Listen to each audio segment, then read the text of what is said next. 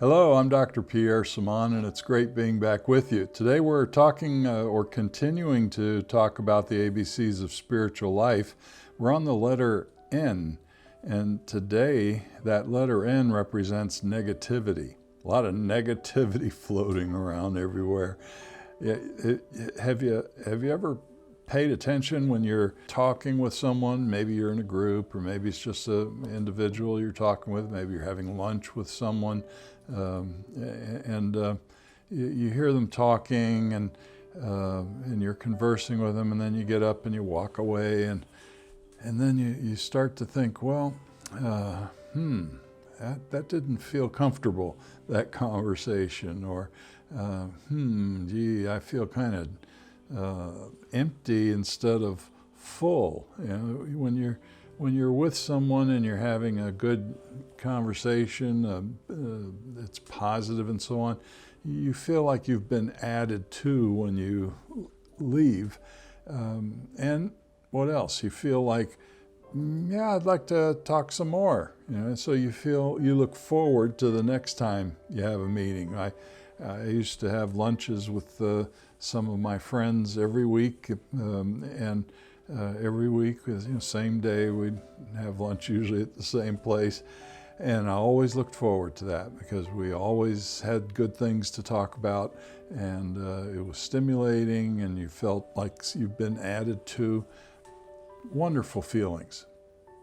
But, negative people versus positive people, what happens there? If it's a negative conversation, a negative person, and you walk away, you're not feeling fulfilled. You're feeling kind of empty. And maybe you're not looking forward to talking again some more. I mean, being negative about something is okay, but when someone is abnormally negative or exaggeratingly negative, negative people generate negative spiritual and emotional energy that's draining to everyone except another negative person. So, misery loves company, as they say. Researchers have learned that negative individuals will generally be less impacted by something positive. So if you were to have the same weight of positive, negative force on whatever it might be, a subject or whatever, a negative person gets drawn towards the negative side. That's their comfort zone. And when there's something equally positive or negative, the negative person will emphasize that negative side, whereas the positive person is going to emphasize that positive side. And however they figured that out in research, they managed to do that. And it's common sense. It does seem to be that way. Well, what is negativity? Let's identify it. And I'm going to go quickly because as I was jotting this down, I was thinking, well, this is negative, that's negative. I kept adding. So I came up with identifying 10 traits of negativity. Negative attitudes and behaviors may consist of bitterness, pessimism, cynicism, skepticism, sullenness, opposition, criticism, and it's criticism towards others, blaming, envy, and jealousy, perceiving others as more fortunate. Some of those are kind of close, yet there is a distinction between them, and they all fall into that category of negative thinking, and yucky thinking, you might say. Well, the first one's bitterness, and that's the one that's easiest to see. Bitterness is a complex, multi-layered. It's not just one layer of bitterness. It's a multi-layer of intense negative emotions that has been described as a mixture of progressively intense, in other words, it gets worse and worse, layers of unforgiveness, resentment, retaliation, anger, rage, intense anger, not just simple little anger, hate, violence, and murder. And you know what Jesus said, if you just think on those things that are sinful, you've committed the sin. So violence can be just wishing you could slap someone around. Murder can be, I wish you were dead type thought. And when that happens, it's negativity in the brain. It's negativeness coming out of the flesh, because that's coming from the flesh center of the brain, as we've spoken of in the past, the basement of the brain as I see it. Believing and feeling victimized by someone's alleged malicious intent is part of bitterness. Refusing to resolve the layers of bitterness, so refusing to deal with it. I just rather stay bitter. You ever met anybody like that just seems like they enjoy being bitter? There are people like that, and that's part of negativity. In the Bible tells us in Hebrews 12:14-15, continually pursue peace with everyone and the sanctification without which no one will ever see the Lord. See to it that no one falls short of God's grace, that no root of resentment or bitterness springs up and causes trouble, and by it many will be defiled, or many will be harmed in some way. Well, what's next? Pessimism, of course. Pessimism is a nasty little thing that tends to drag people down. It's a tendency to see the worst aspect of things or people. They believe the worst will happen. The pessimist can't see the light. They only see the darkness. It's continuous feeding of negative thoughts leading to depression and bitterness. Pessimistic business owners earn 30% less than optimistic counterparts. Can you believe that? Let me repeat that for a moment, because I didn't know that myself until I was reading the research on it. And the research shows that if you're a pessimist and you run a business, your business is going to earn 30% less than an owner of a business who is an optimistic owner. 30%. You're starting out in the red if you're a pessimist. And I would imagine that goes along with workers and coworkers as well. Positive coworkers are going to be more productive. Negative coworkers are going to tend to be less productive. Maybe even this same figure of 30% is there. I don't know, but it would make sense, wouldn't it? Prone to depression if there's pessimism. Experience more health problems if there's pessimism.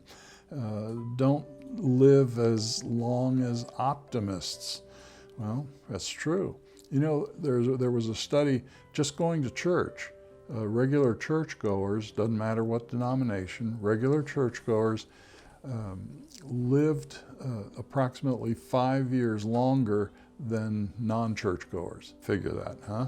There's peace there, there's positivity there, and so on. There are negative people who go to church also, but in general, overall, it is a place where you're filling yourself with good thoughts, pure thoughts, holy thoughts, and so on. Well, it helps you for a few days a week, if not the whole week, hopefully, till you go again. Pessimism. And the Bible tells us this. Finally, believers, whatever is true, whatever is honorable, whatever is worthy of respect, whatever is right and confirmed by God's word, whatever is pure and wholesome, whatever is lovely and brings peace, whatever is admirable and of good report or repute, if there's any excellence, if there's anything worthy of praise, think continually on these things. Center your mind on them, the Bible says, and implant them in your heart. Both places, mind and heart.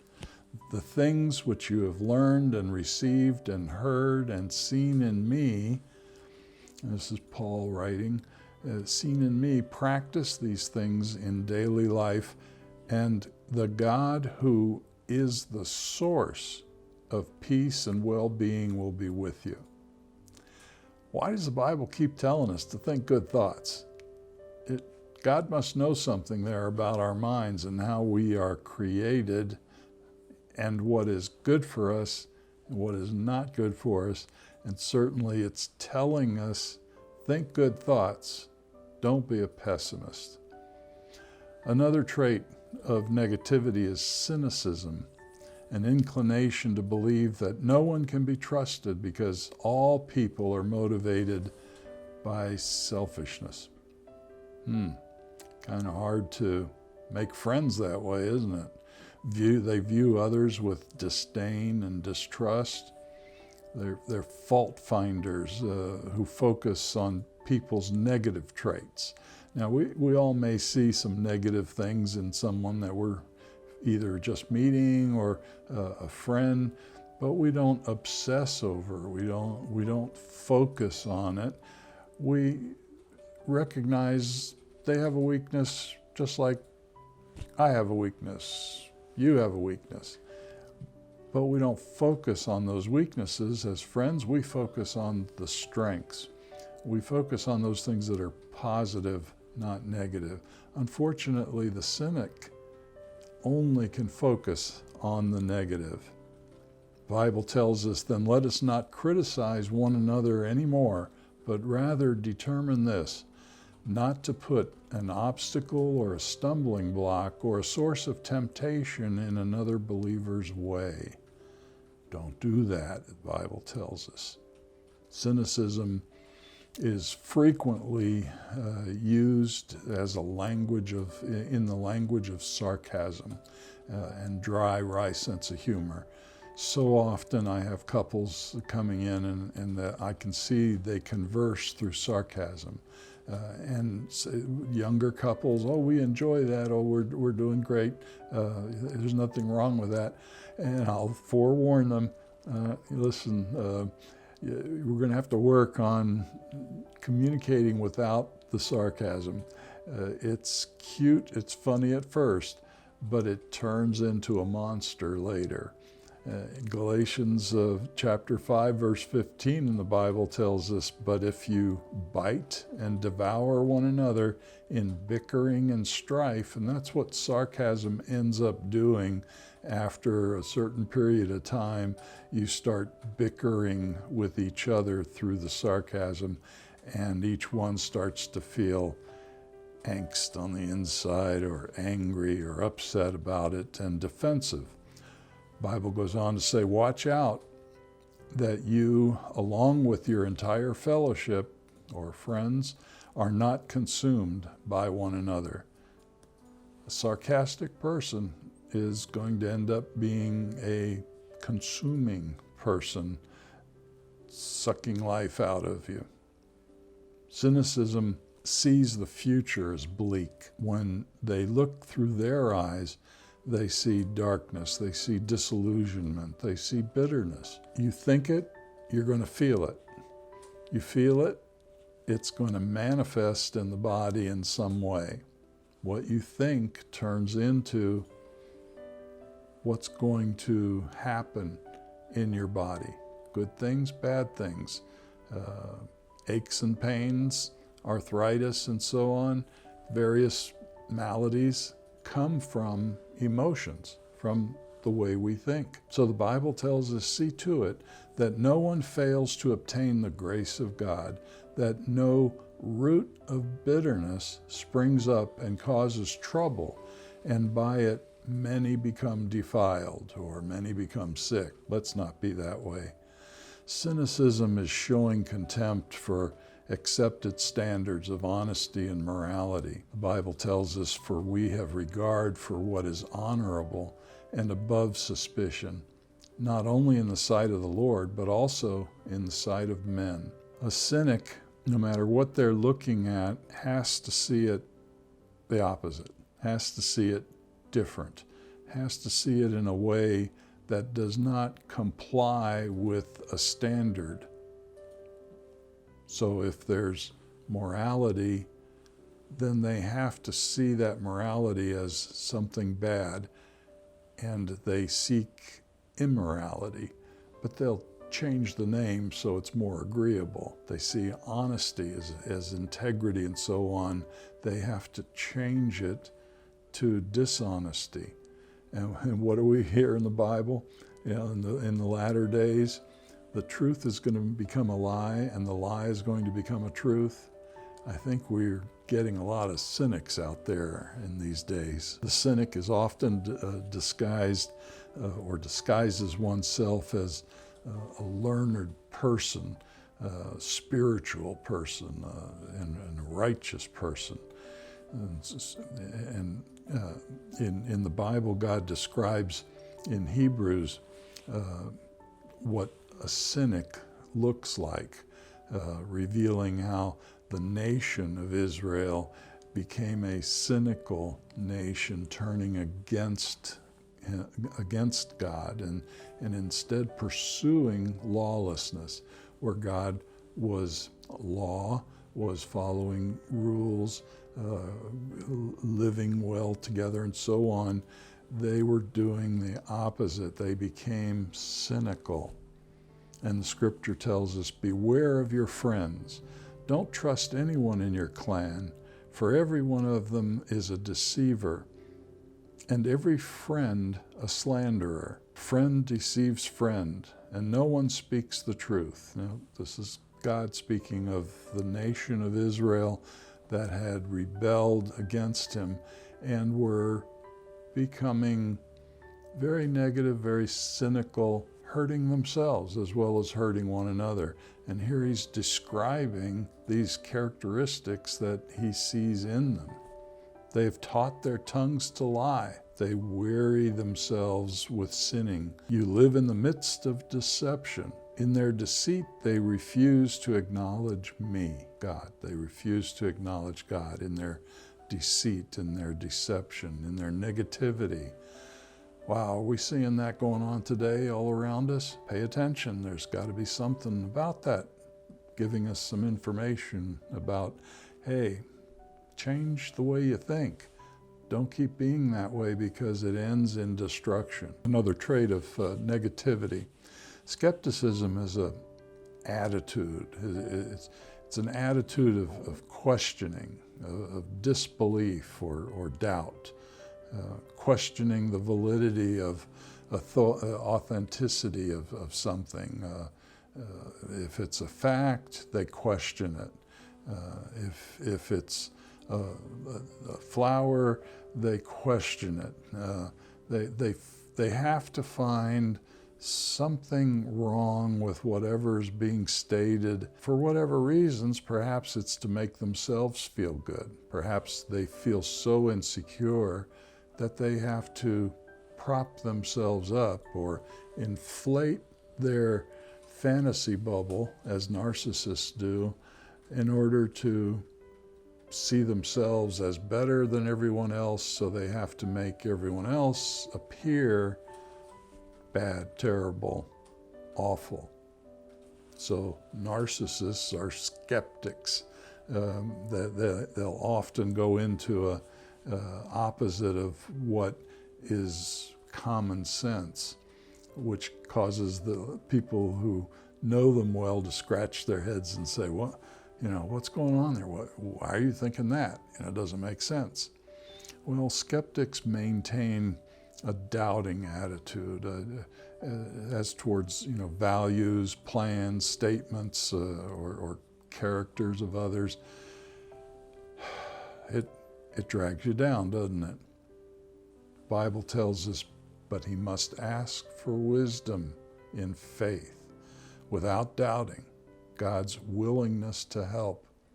For the one who doubts is like a billowing surge of the sea that's blown about and tossed by the wind. For such a person ought not to think or expect that he'll receive anything from the Lord, being a double-minded man or woman, unstable and restless in all his or her ways, in everything they think, feel, and decide. Wow. So a skeptic is a double-minded person, according to the scripture.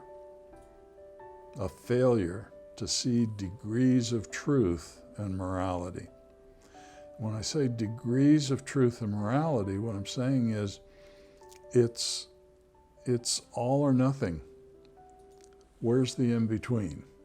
So a skeptic can't see the in-between, what's good, the good points. They can only see the bad points. And when they look at that in that way, there's no progress being made. A skeptic stymies their growth. In other words, they stay emotionally a teenager, an adolescent, even a child. Emotionally a narcissist, you might say, because we all go through that narcissistic phase in our adolescence and we grow out of it. A skeptic doesn't grow out of it. They're stuck. So the Bible tells us, stand firm and hold your ground, having tightened the wide band of truth, which is personal integrity, moral courage, around your waist, and having put on the breastplate of righteousness. That's an upright heart. Stand firm. Don't let other skeptics drag you down with them. Well, sullenness is another trait. It's depressed, depressed person. But sullenness is also bad-tempered person, easily agitated or angered. They're gloomy, resentfully silent or oppressed. And it's like there's a weight over them. We might say abuse is another word for oppress. They may abuse themselves, they may abuse others, they may oppress themselves, they may oppress others. Sullenness is showing a brooding ill humor or silent resentment. It's being morose or sulky. It's an unwillingness to smile or be pleasant to others. And sometimes my wife complains, you're grouchy today. Well, yeah, I'm getting old. I'm getting grouchy in my old age, but I'm resisting it. I'm fighting against it. And that's what we have to do when we recognize we're doing something we shouldn't be doing. Resist it, fight against it. Don't become negative. The Bible tells us, and whenever you're fasting, don't look gloomy like the hypocrites. So sullenness is hypocritical. It is that somebody who's looking like a hypocrite. Don't look gloomy like the hypocrites, for they put on a sad and dismal face like actors disclosing their faces with ashes or dirt. So there's fasting, so their fasting may be seen by others. So others can see, they're fasting.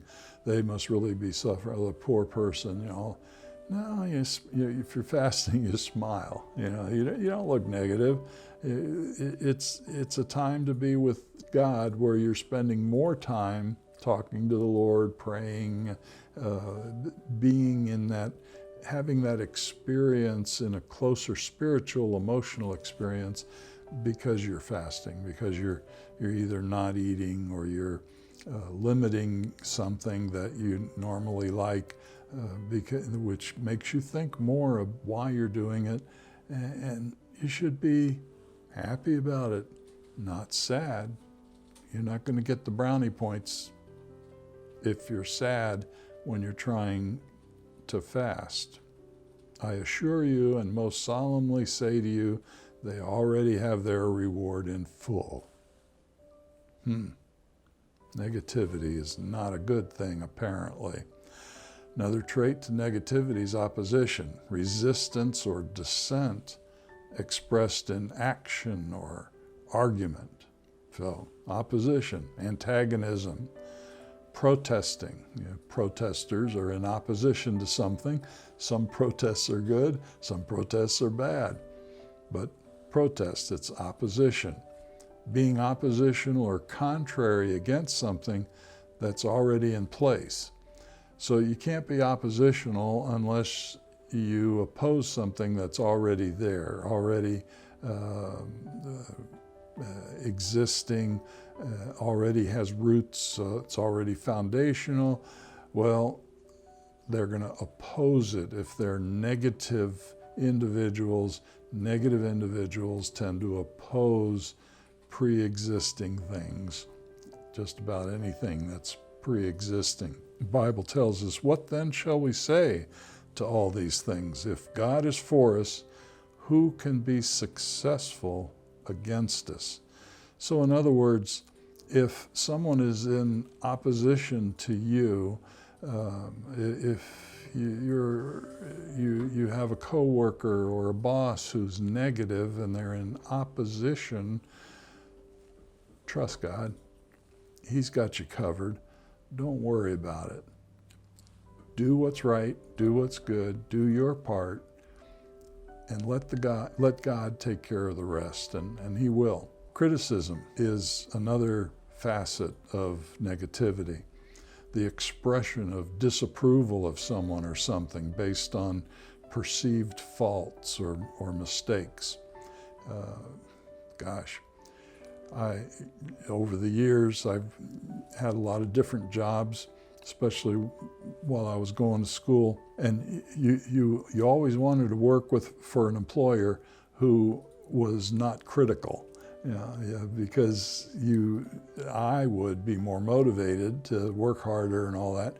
The critical boss or coworker or life partner discourages, drags a person down, reduces the desire to do better, to improve, and so on. So critics somehow feel devalued by others' behavior or attitude. And typically the negative person that is a critic, if they see you doing something well, they feel threatened by it. Uh-oh, he does that better than I do. I better get rid of him. He's making me look bad. Now, they're not going to say that because they don't want to admit it. But they'll find other reasons to be critical to get rid of you, or to find other friends, or to make you look bad among friends because they're feeling threatened by you. They're projecting their own faults, their own weaknesses, their own faulty thinking about themselves onto you. And they criticize. And if they can make you look bad or cause rejection by others, they feel better. Look how much better I am now. Look at, you're losing friends, aren't you? Oh, no one wants to be with you. Oh, look, I've got your friends now. Wow. Just kind of makes you want to pull back from someone like that and avoid them. And that's probably a good idea. Criticism often is an offshoot of insecurity and fear. And so it's what I've been speaking of. If I'm so insecure and afraid on the inside, if I feel less value than I may see you as having, now I've got to do something about it. I've got to pump myself up somehow, inflate the fantasy bubble so I can feel better.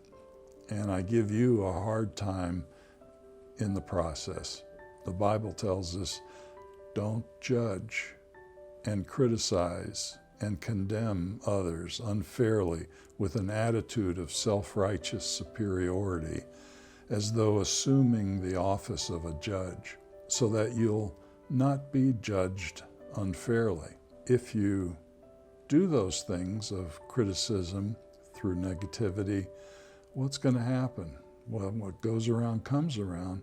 It's going to come back at you, either in ways you can see or in spiritual and emotional ways. It's going to come back at you one way or another. For just as you hypocritically judge others when you're sinful and unrepentant, so will you be judged, and in accordance with your standard of measure used to pass out judgment, judgment will be measured to you. Why do you look at the insignificant speck that's in your brother's eye, but do not notice and acknowledge the egregious log that's in your own eye? Or how can you say to your brother, let me get the speck out of your eye, when there's a log in your own eye? You hypocrite, the Bible tells us. Play actor, pretender. First get the log out of your own eye, and then you'll see clearly to take the speck out of your brother's eye. If you find yourself being a negative person and using criticism as a means of striking out, as a means of feeling better about yourself, turn it around. Be the critic of yourself for a little bit. Identify what is in you that's making you that way, and reach out for help. You can't do it yourself. Reach out for help. So that means ask God. God will help you if you ask him to help you. You have to keep asking. One time, sometimes that works one time, but usually it's be consistent, be nagging, you might say, reminding God, I need your help here. I don't want to be this way anymore. I've had enough of it. That persistence brings results, and the results effect change. Negativity has a few other facets. We're running out of time, but I'm going to quickly go through them. Blaming is another trait. Holding another person or group responsible for perceived faults, real, whether they're real or not, imagined, or merely invented to show contempt. Envy is another trait. Covetous feeling toward another person's attributes, possessions, or stature in life. Discontentment occurs with envy, with what you may have. So if I'm envious of something or someone, it's because I'm not content with what I have, with where I'm at, with what I do. I'm envious. I want that. I want what's on the other side of the fence. The grass is always greener, it appears, on the other side of the fence, till you get over there. And then envy grows on another side of a fence. That grass is greener over there. I'm no longer satisfied where I'm at. I want to be over there. Never-ending journey to death and destruction, because it makes you miserable. You'll never be satisfied, especially with the people that you love or you once loved, because now you're searching elsewhere because you're envious, because you're not satisfied any longer. Jealousy is another facet of negativity, an unpleasant suspicion or apprehension of competition. A little different than envy, isn't it? When you put the competition part in there, can often come from unmet needs of childhood. When there's emptiness coming out of childhood, what are you going to do? You're going to try to fill it in your adult life, but sometimes that well is so great that you're trying to fill it with a garden hose. And so you're never satisfied. You're always in competition. You're always suspicious. You're always apprehensive. Strong negative emotions come out of it. And then that comes from that insecurity, that fear, or that fear of potential loss or concern for potential loss. It's a constant, I've got to do more. I've got to do this. I got to match the neighbor. I got to fix this to look better and all that. What's it going to do? It's going to wear you out, isn't it? If you got all that defensiveness going on and you're constantly battling, constantly racing. Listen, that's no way to live. You're wearing yourself out. Do it God's way. Look up some of those scriptures I have written down here. What is he saying? I believe God created us. I believe if he created us, he knows how to fix us, and he knows how to help us to live a more satisfied, fulfilling life. If that's the case, then I'm going to look to him to give me the ideas that I need, the help that I need to get better, to be better, and to be happier as well. That inner joy that comes from all that. Well, I hope this was helpful for you today in some way. If it was, please, push that like button or ring that bell, get notified. There's also a PDF available from this video, and with the PDF, it has more information in there, and I'm sure it'll be something that you'll enjoy reading. Just as a reminder, at New Horizons Institute of Counseling, we're for healing, peace, and harmony. We want to help you to heal with whatever issues that you're dealing with through a faith-based approach. We want you to have harmony in your life and in your soul. God bless. We'll see you next time. Bye.